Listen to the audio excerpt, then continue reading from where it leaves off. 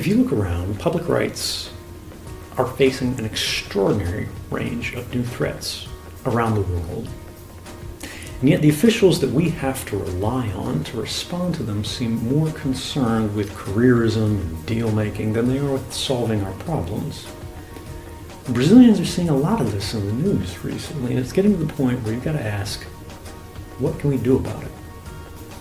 And if things are going to get better, we need new champions. We need people whose first loyalty is the public. We need people who aren't going to start shivering the minute somebody stands up and starts making threats. People who we know won't sell out when they're facing a tough situation. People like David Miranda. Who's he? Back when I was working with journalists to reveal the largest system of unlawful mass surveillance in the history of the world, there was a very real possibility that we were all going to end up in prison.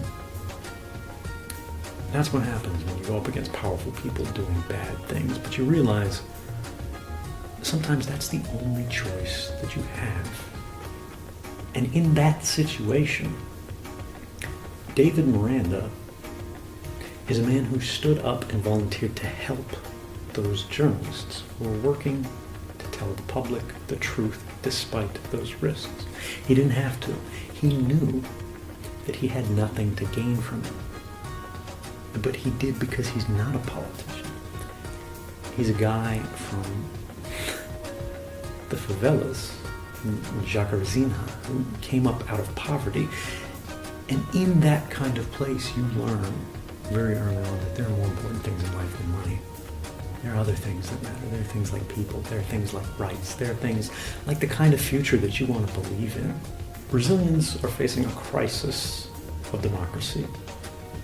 And the men in boots are an endless march of issues, from corruption and the economy to social services to internet freedom to the future. And if things are going to improve, if things are going to get any better, someone is going to have to stand up, someone who we know is not afraid of men in boots. Now, I won't tell you who to vote for,